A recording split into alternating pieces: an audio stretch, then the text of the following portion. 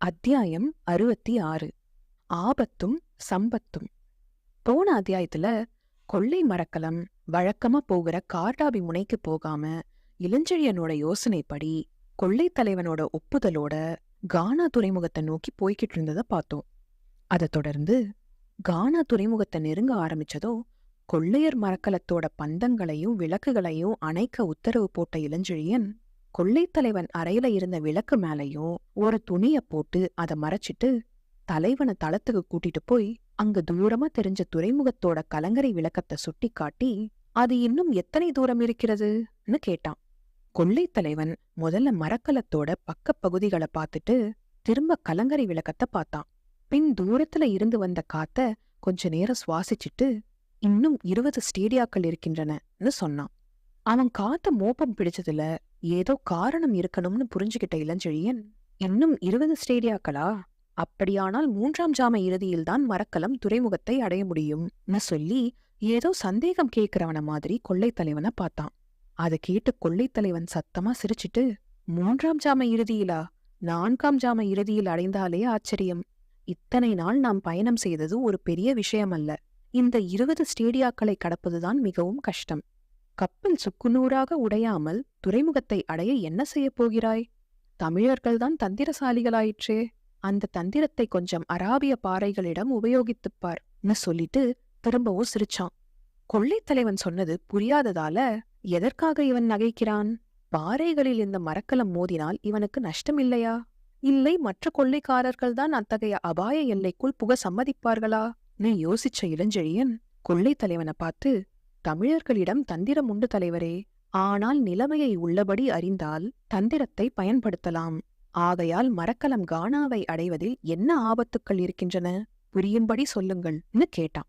பதிலுக்கு கொள்ளைத்தலைவன் மரக்கலத்தோட பக்க பகுதிகளை சுட்டிக்காட்டி 30 துடுப்புகள் துழாவியும் மரக்கலம் அசைகிறதா பார்னு கேட்டான்.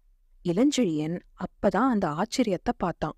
30 துடுப்புகளும் அதிவேகமா துழாவியும் மரக்கலம் ஆமைய மாதிரி 3 அடி முன்னால நகர்ந்து 2 அடி பின்னால வந்து திரும்ப சமாளிச்சுக்கிட்டு 1/2 அடி முன்னாடி நகர்ந்தது. அத பார்த்த ஆச்சரியத்தோட, இருட்டி இருக்கும்போதே மரக்கலம் கானாவை அடையலனா தன்னோட திட்டம் சுக்குநூறாகிடுமேனு பயந்த இளஞ்செழியன், ஆமாம், மரக்கலம் முன்னேற மிகவும் திண்டாடுகிறதுன்னு ஆமோதிச்சான். காரணம் தெரியுமான்னு கேட்டான் கொள்ளையர் தலைவன். தெரியவில்லைன்னு சொன்னான் இளஞ்செழியன். தரைப்படையை நடத்துவதற்கும் கப்பலை செலுத்துவதற்கும் உள்ள வித்தியாசத்தை சோழர் படையின் உபதலைவன் அறியவில்லை போலிருக்கிறது. தரையில் படைகளை நடத்துவதில் ஒரு எதிரியைத்தான் சமாளிக்க வேண்டும். ஆனால் கடற்போரில் பல எதிரிகள் உண்டு. மரக்கலத்தை நம்மையும் மீறி காற்று, அலை இவை எந்த பக்கம் திருப்பும் என்று சொல்ல முடியாது. கானாவை அடையும் முன்பு அராபிய கடலில் குறுக்கிடுவதால் பெரும் நீர்வேகமும் பனைமரம் உயரம் கிளம்பும் அலைகளும் கப்பலை எதிர்க்கும். கொஞ்சம் கப்பல் நிலை திரும்பினாலும் அராபிய கடற்கரை ஓரமாக உள்ள பெரும் மலைப்பாறைகளில் மோதி உடைந்துவிடும். இதை எப்படி சமாளிப்பாய்? எப்படி பொழுது விடியும் முன்பு கானாவை அடைய முடியும்னு கேட்டான் கொள்ளைத்தலைவன். பொழுது விடியும் முன்பு அடையாவிட்டால் சொல்லி பயத்தோட கொள்ளைத்தலைவனை பார்த்தான் இளஞ்செழியன். அதுக்கு கொள்ளைத்தலைவன், புரிகிறது தமிழா, புரிகிறது. பொழுது விடியும் முன்பு கானாவை அடையாவிட்டால் நாம் அனைவருமே இலியாசுவுக்கு அடிமைகளாவோம். பிறகு சாம்பிராணி காடுகளில் வேலை செய்யவும் சந்தர்ப்பம் கிடைக்கும். கசையடிகளுக்கும் குறைவிருக்காது. ஆனால் அஞ்சாதே, இந்த மரக்கலத்தை நீ எதிர்பார்ப்பதற்கு முன்பாகவே துறைமுகத்தில் இருந்து 5 ஸ்டேடியா அளவில் கொண்டு போய் நிறுத்துகிறேன்னு தைரியம் சொன்னான். ஏன், உங்களுக்கு மட்டும் அராபிய ஜலசந்தியும் நீர்வேகமும் பெரும் அலைகளும் மலைகளும் சொன்னபடி கேட்குமான்னு இகழ்ச்சியா கேட்டான் இளஞ்செழியன். கேட்கின்றனவா இல்லையா பார்னு சொல்லிட்டு கொள்ளையர்கள்ல சில பேரை இங்கே வாருங்கள்னு கூப்பிட்டான் கொள்ளைத்தலைவன். அங்க தளத்துல நின்னுகிட்டு கானாவோட கலங்கரை விளக்கத்தை பார்த்துக்கிட்டு இருந்த 10-15 கொள்ளைக்காரர்கள் தலைவன் கூப்பிடுறது கேட்டதும் அவன்கிட்ட ஓடி வந்தாங்க. அவங்க எல்லாரையும் பார்த்த கொள்ளைத்தலைவன் சில வினாடிகள் மௌனமா இருந்துட்டு திரும்ப கடுமையான குரல்ல, இக்கப்பலில் உள்ள அடிமைகளுக்கு அராபிய ஜலசந்தியின் கொடுமைகள் புதியதாய் இருக்கலாம். ஆனால் உங்களுக்கு புதிதல்ல. இன்னும் சில நிமிடங்களில் பெரும் நீர்வேகம் நம்மை பின்னுக்கு இழுக்கும். பெரிய அலைகளும் எழும்பும். பின்னுக்கிழுக்கும் நீர்வேகத்தை அலைகளை கொண்டுதான் சமாளிக்க வேண்டும். அலைகள் பெரிதாக எழுந்தாலும் கரையில் சென்றுதான் மோதும். ஆகவே நீர்வேகம் பின்னுக்கு இழுக்கும் போது துடுப்புகளை வேகமாக துழாவி கப்பலை இருந்த இடத்தில் நிற்க வையுங்கள். அலைகள் கிளம்பியதும் துடுப்புகள் துழாவ வேண்டாம். கப்பலை அலைகளின் வேகம் கரைக்கு கொண்டு செல்லும்படி விடுங்கள். அதிலும் ஒரு அபாயம் இருக்கிறது. அலைகள் கரையோரமாக கப்பலை கொண்டு சென்றால் பாறைகள் இருக்கின்றன. ஆகவே கூறிய வரையில் சுக்கானை நமக்கு வலதுபுறமாக திருப்பிப் பிடித்து கப்பல் தென்மேற்கு திசையில் செல்லட்டும். அப்போதுதான் கப்பல் ஜலசந்தியின் நட்ட நடுவில் போகும் சொன்னான். இப்படி கடகடன்னு உத்தரவுகளை போட்ட கொள்ளை தலைவன் அவன் சொன்னதெல்லாம் சரியா நடக்குதான்னு தெரிஞ்சுக்க கப்பலோட தளத்திலையும் துடுப்பு தள்ளுற அறையிலையும் மாறி மாறி வேகமா நடந்தான். எரித்திரிய கடல்ல ஒவ்வொரு பகுதியோட நுணுக்கத்தையும் தெரிஞ்சு வச்சிருந்த அந்த கொள்ளை தலைவன் ரொம்ப சாமர்த்தியமா தன்னோட மரக்கலத்தை வழி நடத்தினான். அவன் சொன்ன மாதிரியே திடீர்னு மரக்கலம் பல அடிகள் முன்னாடி போச்சு. துடுப்புகளை தள்ளுங்கள், வேகம், இன்னும் வேகம்னு பயங்கரமா கத்தினான் கொள்ளை தலைவன். அவனோட கையில இருந்த சாட்டை வேகமா துடுப்பு தள்ளுறவங்களோட தோல்ல இறங்கி சடையல் சடையல்ன்ற சத்தமும் கேட்டது.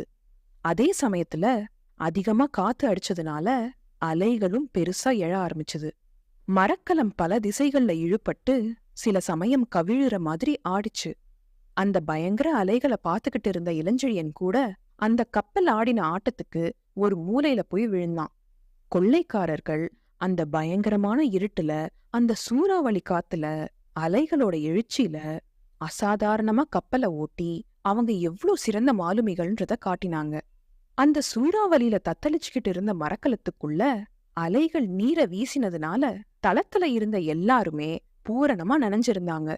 கப்பல் ஆடின ஆட்டத்துல அடிமைகளும் கொள்ளைக்காரர்களும் சிதறி சிதறி விழுந்ததுனால யார் அடிமை யார் கொள்ளைக்காரன்னு தெரியாத அளவுக்கு எல்லாரும் கலந்து போனாங்க.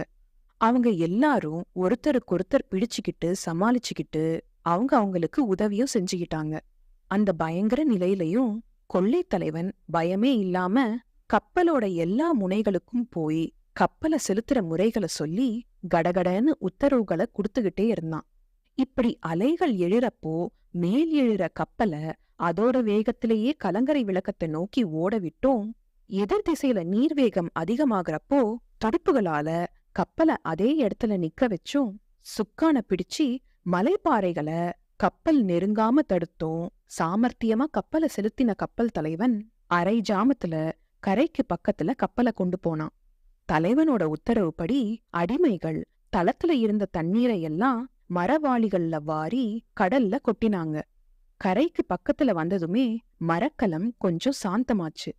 யாரும் பேச வேண்டாம், எந்த சத்தமும் கூடாதுன்னு உத்தரவு போட்ட கொள்ளை தலைவன் ஒரு கொள்ளைக்காரனை கூப்பிட்டு நங்கூரம் பாய்ச்ச உத்தரவு போட்டான்.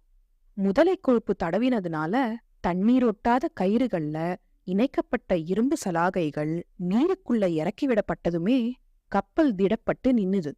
உடனே கொள்ளை தலைவன் இளஞ்செழியனையும் மத்த முக்கியமான கொள்ளைக்காரர்களையும் தளத்துல தன்னோட அறைக்கு பக்கத்துல கூப்பிட்டு, சோழர் படைகளின் உபதலைவனான இந்த தமிழன் இந்த சாம்பிராணி நாட்டின் மர்மங்களை நன்றாக அறிந்திருக்கிறான். அவனை நன்றாக விசாரித்த பின்பே இந்த துணிகர திட்டத்துக்கு நான் ஒப்புக்கொண்டேன். திட்டம் வெற்றியடைந்து கானாவின் துறைமுகத்தில் இருக்கும் சாம்பிராணி பொதிகளையும் பொக்கிஷத்தையும் நாம் கைப்பற்றினால் நம்மை விட செல்வந்தர்கள் இந்த எரித்திரிய கடல் பிராந்தியத்தில் யாரும் இருக்க மாட்டார்கள். இந்த செல்வத்தை கொண்டு அரேபியாவிலுள்ள யவன அழகிகளை கூட விலை கொடுத்து வாங்கலாம். பணத்தை மண்ணை போல் வாரி இறைக்கலாம். அத்தனை சுகத்தையும் எல்லையின்றி அடையலாம். ஆனால் திட்டம் தோல்வி அடைந்தால் நீங்களும் நானும் இலியாசுவின் அடிமைகள். அங்கு கிடைப்பது என்னவென்று உங்களுக்கே தெரியும்னு சொல்லி நிறுத்தினான். இலியாசுவோட பேரை கேட்டதுமே பயந்த ஒரு கொள்ளைக்காரன், திட்டம் வெற்றியடையும் என்பது என்ன நிச்சயம்னு கேட்டான். நிச்சயம் எதிலும் இல்லை. இந்த கப்பல் இந்த இடத்துக்கு வரும் என்பது சற்று முன்பு நிச்சயமாயிருந்ததா? அப்படித்தான் இதுவும் சொன்னான் கொள்ளை தலைவன். இந்த தமிழன் பேச்சை கேட்டு எதற்காக இந்த ஆபத்தில் இறங்க வேண்டும்? பணம் இருப்பதாலான்னு கேட்டான் ஒரு கொள்ளைக்காரன். அது மட்டுமல்லன்னு இடையில பேசின இளஞ்செழியன், நீங்கள் தப்புவதற்கு வழியும் இருக்கிறதுன்னு சொன்னான். தப்புவதற்கு வழியான்னு 2-3 கொள்ளைக்காரர்கள் ஆச்சரியமா கேட்டாங்க. உடனே இளஞ்செழியன், 5 ஸ்டேடியாக்கள் தூரத்திலேயே கப்பல் நின்று இருக்கிறது. துறைமுகத்துக்கும் நீங்கள் யாரும் வரப்போவதில்லை. நானும் மற்ற அடிமைகளும் தான் செல்லப் போகிறோம்.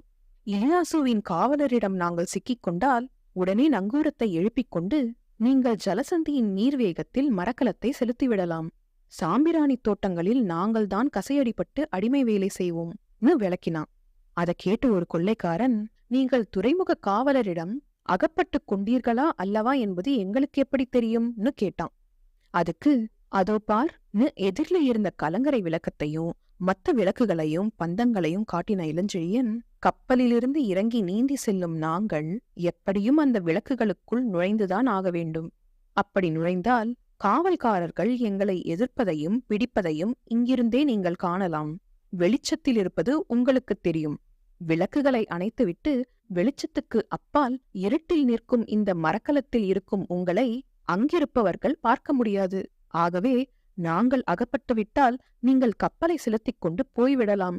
இல்லையேல் பொதிமுட்டைகளை ஏற்ற என் அடையாளம் உங்களுக்கு கிடைக்கும்னு விளக்கினான். என்ன அடையாளம்னு கேட்டான் கொள்ளைத்தலைவன். அதுக்கு இளஞ்செழியன், அதோ அந்த பாறையிலிருந்து இருமுறை பந்தத்தை அசைக்கிறேன். உடனே நீங்கள் படகுகளை மிதக்கவிட்டு கொள்ளையர்களுடன் வாருங்கள்னு சொல்லிட்டு ஹிப்பலாச கொள்ளையர்கள் முன்னாடி கூப்பிட்டு, ஹிப்பலாஸ், மற்ற அடிமைகளில் திறனுடையவர்களாக 50 பேரை பொறுக்கிக்கொள். இங்கிருந்து நாம் கானா துறைமுகத்தின் இடப்பக்க கரையில் இருளடித்த இடத்துக்கு நீந்தி செல்ல வேண்டும். ஒவ்வொருவனும் ஒரு வாளை வாயில் கவ்விக்கொண்டும் ஒரு சிறு கட்டாரியை இடையில் சொருகிக் கொண்டும் நீந்தட்டும். கரையை அடைந்ததும் நான் அந்த துறைமுக அதிகாரி இருக்கும் மாளிகைக்குள் நுழைய வழி கண்டுபிடிக்கிறேன். அதிகாரியை நித்திரையில் பிடித்துவிட்டால் மற்றவர்களை கொல்வதும் ஏமாற்றுவதும் எளிது. இதில் ஆபத்து இருக்கிறது. ஆபத்தை வெற்றி கொண்டால் பலனும் இருக்கிறது. யவன நாட்டு அழகிகளை அடையலாம். ஆயுள் பூராவும் ஆசைப்பட்ட பொருளை வாங்கலாம். அடிமை தலையும் நீங்கும். நமது தலைவர் நமக்கு சகல வசதிகளையும் அளிப்பார். இல்லையேல் உங்களை கொண்டு கார்டாபி முனையில் விற்பார். அரேபியாவில் அடிமைகளாக கசையடிப்படலாம். அப்படி செய்யாமல் தலைவர் நமக்கு இந்த சந்தர்ப்பத்தை அளிக்கிறார். சரி, புறப்படுங்கள். தலைவரின் நல்லெண்ணத்துக்கும் அவர் கூட்டத்தில் நம்மை சேர்த்துக் கொள்ள அவர் ஒப்புக்கொண்டதற்கும் நாம் பெரிதும் கடமைப்பட்டவர்கள்னு சொன்னான். அதை கேட்டு அந்த சமயத்திலையும் ஹிப்பலாஸ் வேடிக்கையா, இந்த கூட்டத்தில் சேருவதற்கு படைத்தலைவர் பாக்கியம் செய்திருக்க வேண்டும்னு சொல்லிட்டு இளஞ்செழியன் உத்தரவிட்டதை செய்ய அங்கிருந்து நகர்ந்தான். இளஞ்செழியனோட திட்டம் கொள்ளைத்தலைவனுக்கு திருப்தியா இருந்ததால அவன் சொல்றபடி நடக்கணும்னு கொள்ளைக்காரர்களுக்கு உத்தரவு போட்டான் கொள்ளைத்தலைவன். அதனால இளஞ்செழியன் கொள்ளையர்களோட ஆயுதங்களை வாங்கி தன்னோட வர தயாரான 50 அடிமைகளுக்கு கொடுத்து, அவங்க கிட்ட முழு திட்டத்தையும் சொல்லாம, நான் மட்டும் முன்னால் நீந்திச் செல்கிறேன், நீங்கள் பின்னால் தொடர்ந்து வாருங்கள்னு சொல்லிட்டு வாயில கத்திய கவ்விக்கிட்டு கப்பலோட நூலேணியில இறங்கி தண்ணிக்குள்ள போனான். கப்பலோட பல பக்கங்கள்ல தொங்கிக்கிட்டு இருந்த ஏணிகள்ல ஹிப்பலாசும் அடிமைகளும் அவனுக்கு பின்னாடியே இறங்கினாங்க. தமிழகத்தோட பரதவர மாதிரி வெளிச்சம் இல்லாத பகுதியில நீந்தி பாறைகள் இருந்த இடத்த நோக்கி போனா இளஞ்செழியன். அவனை தொடர்ந்து ஹிப்பலாசும் அவனுக்கும் பின்னாடி மத்த அடிமைகளும் வந்தாங்க. சுமார் 20 நிமிஷங்கள் நீந்தினதுக்கு அப்புறம் ஒரு பாறைய பிடிச்சு ஏறி கானா துறைமுகத்தோட கரையில கால வச்ச இளஞ்செழியன் ஹிப்பலாசோட வருகைக்காக காத்துக்கிட்டு இருந்து அவனும் கரையை அடைஞ்சதும், ஹிப்பலாஸ், அந்த 50 பேரும் வருவதற்குள் இதை கேட்டுக்கொள்னு சொல்லி அவன் காதுல ஒரு ரகசியத்தை சொன்னான். அதை கேட்டு, இது நடக்குமா படைத்தலைவரேன்னு கேட்டான் ஹிப்பலாஸ். நடக்க வேண்டும். இது ஒரே வழிதான் இருக்கிறது ஹிப்பலாஸ். அப்படி ஒருவேளை நான் வெற்றியடையாமல் அகப்பட்டு கொண்டால் நீயும் இந்த 50 பேரும் இப்படி இந்த மலைப்பாதை வழியாக அடுத்துள்ள காடுகளில் ஒளிந்து கொள்ளுங்கள். ராக்காலங்களில் வரும் கப்பல்கள் ஏதாவது ஒன்று உங்களுக்கு கிடைத்தால் நீங்கள் தப்பலாம். அப்படி தப்ப வழியிருப்பதாக தப்பி நமது ஊர் வந்த பல வர்த்தகர்கள் சொல்ல கேட்டிருக்கிறேன். என்னை பற்றி கவலைப்படாதே. நான் ஒன்று இன்று இரவு கொல்லப்படுவேன் அல்லது வெற்றி அடைவேன். கொல்லப்பட்டால் நீ தமிழகம் சென்று பூவழகியிடம் தெரிவி, அவளை கடைசி வரையில் நான் மறக்கவில்லை என்று சொல்லி பெருமூச்சு விட்டான் இளஞ்செழியன். உடனே ஹிப்பலாஸ், ஏன் தலைவரே, நாம் எல்லோருமே காடுகள் வழியாக தப்பிவிட்டால் என்னன்னு கேட்டான். முடியாது ஹிப்பலாஸ். இன்னும் சில வினாடிக்குள் நம்மில் யாராவது கலங்கரை விளக்கத்தின் வெளிச்சத்தில் தலை காட்டவில்லை என்றால் கொள்ளைத்தலைவன் சந்தேகப்படுவான். அவனுக்கும் இந்த காட்டு வழிகள் தெரியும். கரைக்கரையே நாளை இரவு அவன் மரக்கலம்தான் உலவும். தவிர நாம் தமிழகம் சீக்கிரம் திரும்ப வேண்டுமானால் வழி அதுவல்ல. ஹிப்பலாஸ், நான் போகிறேன். நான் வரும் வரை அதோ அந்த பாறைகளுக்கிடையில் மற்றவர்களுடன் பதுங்கியிரு சொல்லிட்டு நனஞ்ச உடையோடையும் உருவின வாளோடையும் கானா துறைமுகத்தோட எல்லைய நோக்கி நடந்தான் இளஞ்செழியன். படைத்தலைவன் போறத பாத்துக்கிட்டு நின்ன ஹிப்பலாஸ் வெற்றி கொண்டால் விடுதலை, இல்லையேல் சாவுன்னு தனக்குள்ளேயே சொல்லிக்கிட்டான். கொஞ்ச நேரத்துல கரைய அடைஞ்ச மத்த அடிமைகளை அழைச்சுக்கிட்டு கலங்கரை விளக்கத்தோட வெளிச்சத்துல படாம இருட்டா இருந்த மலைப்பாறைகள் வழியா நடந்த ஹிப்பலாஸ் அங்கேயே இருட்டுல பதுங்கிக்கிட்டு துறைமுகத்தோட வாசல்ல என்ன நடக்குதுன்னு கவனிச்சான். துறைமுகத்தோட வாசல்ல 2 காவல்காரர்கள் நடமாடிக்கிட்டு இருந்தாங்க.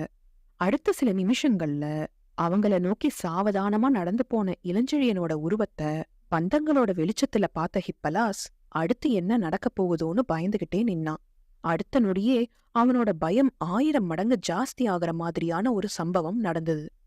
ஹிப்பலாஸ் பயப்படுற மாதிரி அந்த துறைமுகத்துல என்ன நடந்ததுன்னு அடுத்த அத்தியாயத்துல பார்க்கலாம்.